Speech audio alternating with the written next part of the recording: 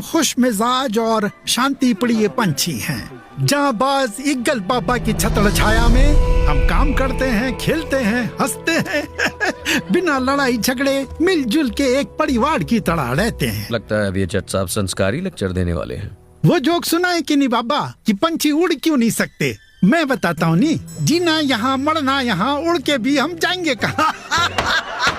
वाह, क्या बकवास जोक था। अब सवाल ये है कि तुम्हारी प्रॉब्लम का क्या करूं, क्योंकि तुम्हारी सबसे बड़ी प्रॉब्लम है गुस्सा। गुस्सा और मुझे? आपका दिमाग तो नहीं खराब हो गया? गुस्सा जब कंट्रोल से बाहर हो जाता है तो जानते हो उस वक्त हमें क्या करना चाहिए? नहीं, पर आप तो मुझे बताकर ही छोड़ेंगे ना। उसका खात्मा कर देना चाहिए। ओह माय गॉड की कसम। रेड बेटा, जब तुमने अपना घर गांव